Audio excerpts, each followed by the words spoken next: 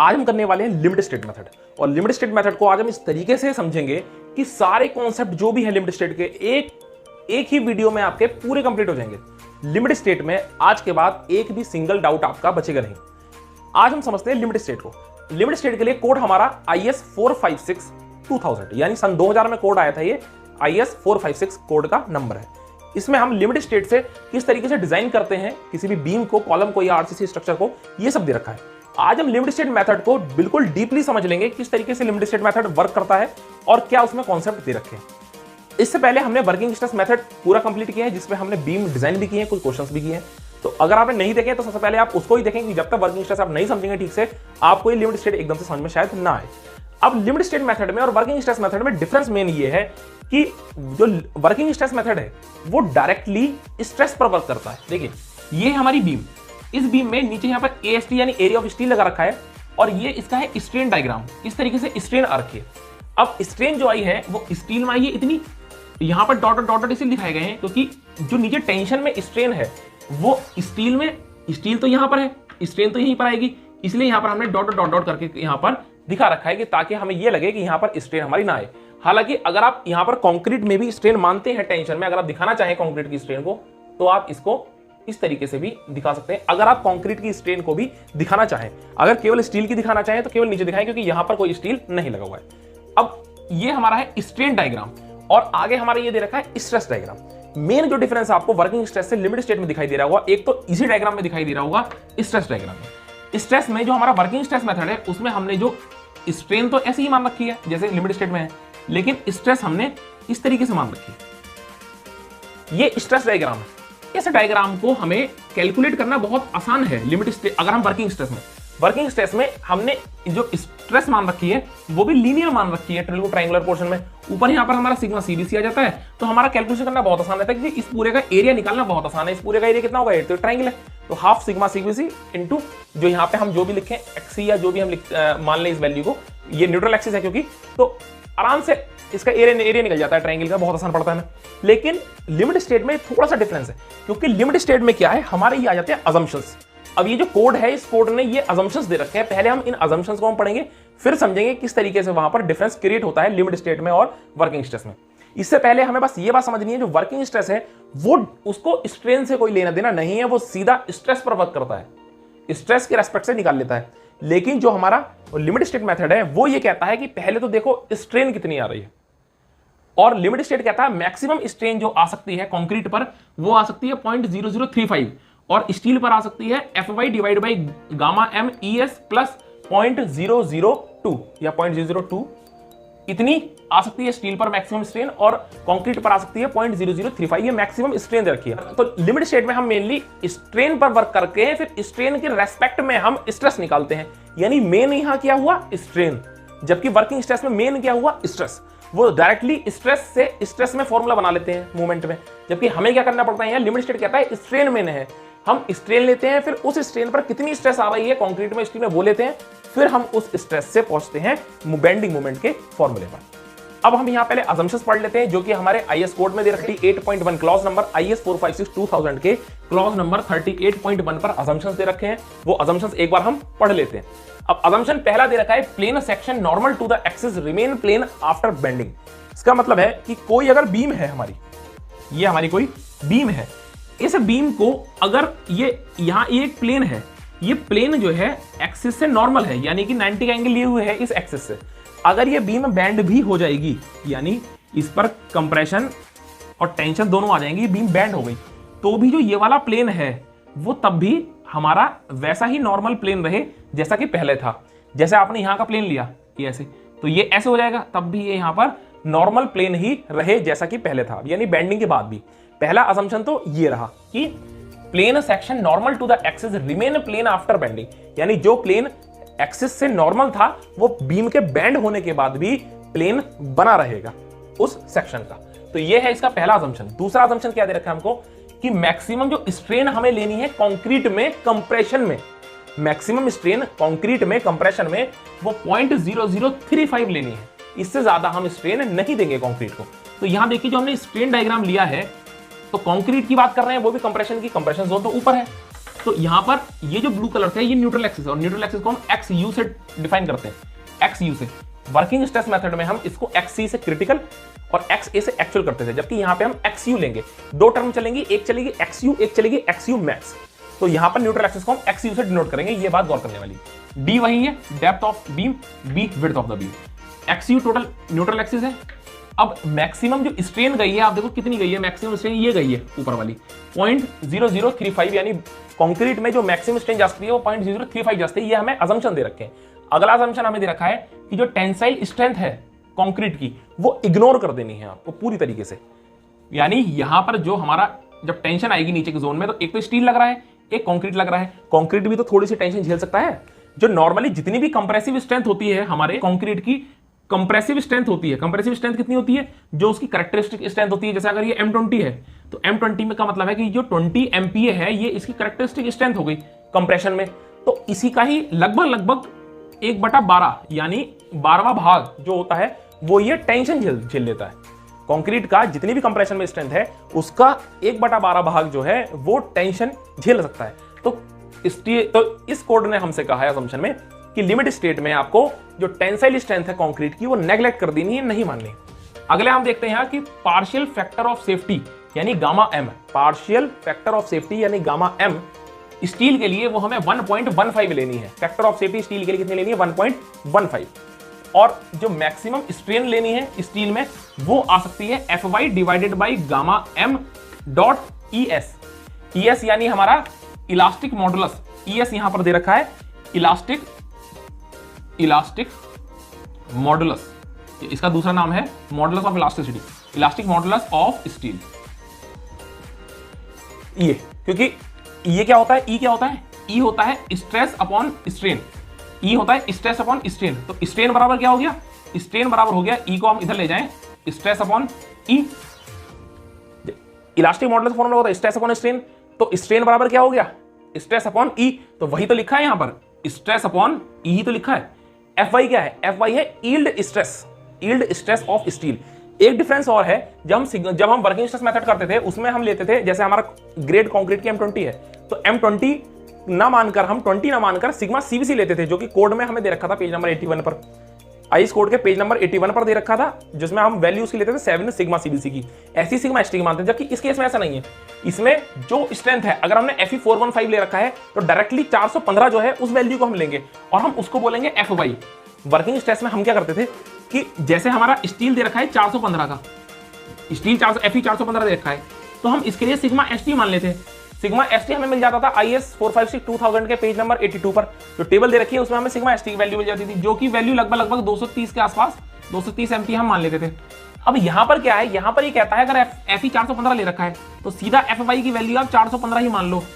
तो क्या ये जरा सा भी वैल्यू को कम नहीं मान रहा, यानी स्ट्रेंथ जो हमारी वर्किंग स्ट्रेंथ तो अच्छा था, उसने कहा Fe 415 अगर स्टील है तो आप इसकी स्ट्रेंथ को 230 मानो।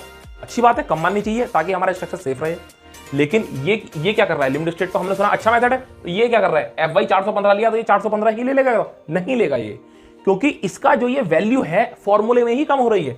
क्योंकि अभी हमने ऊपर क्या पढ़ा कि फैक्टर ऑफ सेफ्टी जो है गामा एम वो है 1.15, यानी हम बोल रहे हैं Fy बराबर 415 है, लेकिन हम जहां भी लेंगे ना वो Fy divide by gamma M लेंगे। गामा एम क्या है, फैक्टर ऑफ सेफ्टी, ताकि कम वैल्यू खुद हो जाए। इसकी वैल्यू क्या है 1.15। अगर हम इसको सॉल्व करें यानी Fy बटे 1.15, इसकी अगर हम वैल्यू निकाल लें 1.15 की, तो 1 डिवाइडेड बाई 1.15 ये आता है 0.87, यानी 0.87 Fy।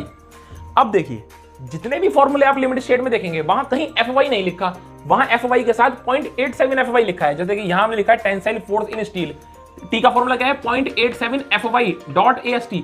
तो हमें लगता है इसने स्ट्रेंथ को पूरा मान लिया Fy, लेकिन उसने पहले से ही फैक्टर ऑफ सेफ्टी लगा दिया है 0.87 Fy, यानी उसने स्टील की जो स्ट्रेंथ है वो Fy ना मानकर 0.87 Fy मान रखी है, यानी 87% ही मान रखी है, 100% Fy उसने नहीं लिया है। इसलिए देखिए लिमिट स्टेट मेथड हमारा स्मार्टली वर्क कर जाता है। फैक्टर ऑफ सेफ्टी भी लगा दी, वैल्यू भी हमने Fy 415 हमें लग रहा है हम दे रहे हैं पूरी, लेकिन हम पूरी दे ही नहीं रहे क्योंकि फॉर्मूले में ही 0.87 लग रहा है, यानी पहले से ही हम कम कर दे रहे हैं, लेकिन हमें लगता है कि हम पूरी स्ट्रेंथ मान रहे हैं इसकी, जो कि ऐसा नहीं है। तो टेंसाइल फोर्स कितना हो गया, फोर्स बराबर क्या होता है, स्ट्रेस का फॉर्मूला होता है फोर्स अपॉन एरिया। तो फोर्स बराबर क्या हो गया, स्ट्रेस इनटू एरिया। तो टेंसाइल फोर्स यानी जो टी है, ये टेंसाइल फोर्स वो किसके बराबर हो गई, वो हो गई जितनी स्ट्रेस है कंक्रीट, वो जितनी स्ट्रेस है स्टील में। स्टील में कितनी स्ट्रेस है 0.87 FY, इससे ऊपर तो हम दे ही नहीं सकते, 0.87 तो हमने अभी निकाला, तो 0.87 FY तो है पूरी स्ट्रेस इसकी। और ये क्या है एरिया, कितने एरिया स्टील लगा रखा है हमने AST, तो इन दोनों की गुणा करेंगे तो क्या आएगा फोर्स, तो ये निकल आया टेंसाइल फोर्स। अब हम बात करते हैं कंक्रीट की, या कह लो अब हम बात करते हैं कंप्रेशन जोन की। कंप्रेशन जोन को समझने के लिए हमें यह समझना होगा कि कैरेक्टरिस्टिक स्ट्रेंथ क्या होती है कंक्रीट की। तो अगर हमने किसी भी क्यूब को बनाया और हमें इस क्यूब की स्ट्रेंथ पता लगानी है, स्ट्रेंथ कितनी है, या कह लो कि अगर हमें इसे M20 का क्यूब बोलना है, हमने मिश्रण तैयार किया, हमने रेशो तैयार किया cement coarse aggregate fine aggregate का, और हमें इसे M20 का कहना है। कोड ये कहता है कि इसे आप M20 का कंक्रीट तब बोलेंगे जब इसका क्यूब क्यूरिंग करने के बाद, जब आप 28 दिन बाद इसको तोड़ेंगे, तब इसकी जो स्ट्रेंथ है, एक क्यूब तो हम लेंगे नहीं, क्यूब लेंगे हम ज्यादा, तो जितने भी हमने क्यूब लिए हैं उसका 95% क्यूब का 95% जो सैंपल हैं वो 20 स्ट्रेंथ को पार कर जाने चाहिए, यानी 20 MPa से ज्यादा स्ट्रेंथ आनी चाहिए 95% क्यूब की।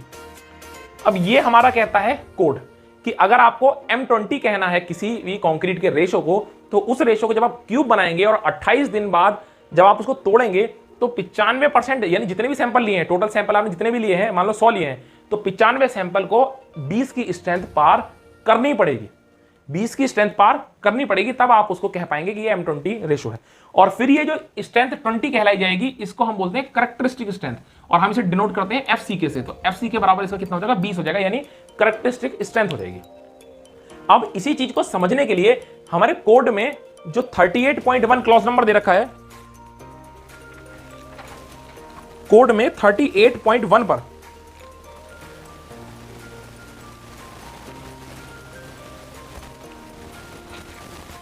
देखिए ये हमारा क्लॉज नंबर 38.1 दे रखा है। ये यहां पर अजम्पशन में 38.1 में जो अजम्पशंस दे रखे हैं लिमिट स्टेट मेथड के, इसमें अजम्पशंस ए में दे रखा है इस तरीके से कर्व, जिसमें स्ट्रेस और स्ट्रेन किस तरीके से आएगी कंक्रीट पर, ये दिखा रखा है। इसी सेम को हमने बनाया यहां पर समझने के लिए, ताकि अच्छे से समझा पाए, इसको यहां पर बना दिया गया। अब इसको ठीक से समझते हैं एक बार किस तरीके से दिया है। अब यहां पर दिया गया है stress and strain curve of concrete, stress and strain curve of concrete, और ये बताया गया है कि नीचे इस तरफ है स्ट्रेन यानी कंक्रीट पर कितनी स्ट्रेन आ रही है। ये मैक्सिमम स्ट्रेन जो कंक्रीट पर आ सकती है वो 0.0035 आ सकती है। ये इस कोड ने माना, ये लिमिट स्टेट मेथड ने माना कि इससे मैक्सिमम आप स्ट्रेन कभी भी कंक्रीट को नहीं देंगे। तो इससे आगे की हम बात ही नहीं कर रहे। इस तरफ जा रही है स्ट्रेस, जैसे जैसे ग्राफ ऊपर जा रहा है स्ट्रेस बढ़ रही है। अब हम एक बात देखेंगे कि यहां पर दो स्ट्रेन को डिनोट किया गया है, एक तो 0.0035 और एक 0.002। तो ये देखा गया है, ये बताया गया है ग्राफ में कि जो 0.002 की जब स्ट्रेन आ जाती है, 0.002 की जब स्ट्रेन आ जाती है, तब तक तो हमारी स्ट्रेस बढ़ती जाती है कंक्रीट की। लेकिन जब वो 0.002 स्ट्रेन आ जाती है, उसके बाद जितनी भी स्ट्रेस एक बार आ गई उतनी ही स्ट्रेस चलती है आगे तक पैरेलल, यानी 0.002 से 0.035 स्ट्रेन तक बराबर स्ट्रेस रहती है कंक्रीट पर, ना स्ट्रेस बढ़ती है ना स्ट्रेस घटती है, पैरेलल जाती है। इस चीज को समझने के लिए अब यहां देखेंगे, ये ग्राफ तो समझ में आ गया कि 0 से लेके 0.002 स्ट्रेन तक तो जाती है पैराबोलिक कर्व, ये पैराबोलिक कर्व फॉलो करती है। उसके बाद ये पैरेलल चली जाती है, यानी बिल्कुल जितनी यहां है उतनी यहां, यानी यहां FCK है तो यहां भी FCK स्ट्रेंथ है। ये तो इसका कर्व हो गया। अगर हम इस कर्व को बनाएं तो ये कर्व इस तरीके का जा रहा है कर्व, ये तो ये जो कर्व ऐसा जा रहा है, इसी को हमने एक बार सीधा कर लिया ऐसे, तो ये कर्व कैसा हो गया, ऐसा हो गया। इसी को अगर हमने ऐसे करके सीधा कर लिया, अब इसी को हमने एक बार घुमा दिया, ऐसा कर दिया, यानी इस पोर्शन को इधर ले आए, तो ऐसा हो गया। ये यही तो कर्व बना रखा है, ये वाला ऊपर वाला, यानी ये कंक्रीट की स्ट्रेस का ही कर्व है, जो कि हमें कोड नहीं बताया है अभी। ये जो जा रहा है ये यही कर्व है। इसी कर्व को इस तरीके से दिखाया गया है कि यहां पर स्ट्रेस कुछ और आएगी, कुछ और आएगी, और एक समय ऐसा आएगा कि स्ट्रेस बिल्कुल बराबर हो जाएगी, जितनी यहां है उतनी वहां होगी, पैरेलल स्ट्रेस आएगी। कब? जब ये स्ट्रेन का कर्व दिखा रखा है, जब स्ट्रेन 0.002 हो जाएगी, उस लाइन पर हमारी स्ट्रेस पैरेलल जाएगी, सीधी जाएगी, बिल्कुल घटेगी या बढ़ेगी नहीं, जैसा कि यहां पर दिखा रखा है इस तरीके से। तो ये कर्व के बेसिस पर ही हमने इसको बना लिया है। अब हम यहां समझते हैं कि ये एक कर्व आना था, ठीक है, ये 3 कर्व क्यों आ रहे हैं, एक ऊपर आ रहा है, एक नीचे आ रहा है, एक नीचे आ रहा है। इसको समझते हैं थोड़ा। जो पहला वाला ग्राफ है ये कर्व ऑफ क्यूब है, यानी अगर हम किसी को क्यूब लेंगे, उस क्यूब को तोड़ेंगे तो धीरे धीरे देखो स्ट्रेंथ कितनी बढ़ रही है उसको आप छोड़ दो, आप सीधा पहले आओ मैक्सिमम स्ट्रेंथ पर। ग्राफ फॉलो सारे यही करेंगे, बस मैक्सिमम जो वैल्यू है यहाँ एफसीके यहाँ 0.67 इसको समझते हैं। तो जब भी हम किसी क्यूब को तोड़ते हैं तो वो ये वाला ग्राफ फॉलो होता है और फाइनली जो वो टूटता है क्यूब वो एफसीके स्ट्रेंथ पर टूटता है, तो सॉरी एफ स्ट्रेस पर टूटता है, यानी कि मैक्सिमम उसकी स्ट्रेस कितनी लेने की कैपेसिटी है वो एफसीके है, कैरेक्टरिस्टिक स्ट्रेंथ है।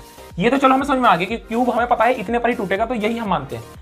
लेकिन जब आप क्यूब बनाते हैं तो बात कुछ और रहती है, क्योंकि वो आप लैब में तैयार करते हैं, लैब में अच्छे से आप तराई करेंगे, क्यूरिंग करेंगे बढ़िया से, 28 दिन बाद उसको तोड़ेंगे, फिर ठीक से बनाएंगे आप, उसके मोल्डिंग वगैरह अच्छे से ध्यान रखेंगे।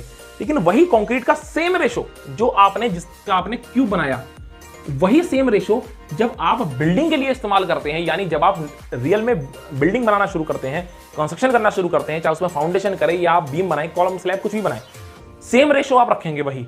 लेकिन फिर भी आप देखेंगे कोड ये कहता है हमसे कि स्ट्रेंथ आपकी उतनी नहीं आ पाएगी जितनी क्यूब में आ रही थी, क्योंकि क्यूब जो है वो आप लैब में तैयार कर रहे हैं, यहाँ का एटमॉस्फेयर अलग है, यहाँ पर तराई आप अच्छे से करेंगे, यहाँ पे क्योंकि क्यूरिंग अच्छी हो जाएगी, लेबर स्किल्ड होगी, सब अच्छे से काम होगा, एटमॉस्फेयर बढ़िया रहेगा, जब लेबर काम कर रही होगी, पंखे वगैरह चलेंगे उनके आसपास, क्योंकि लैब में रहेंगे, वो अच्छी सुविधा रहेगी।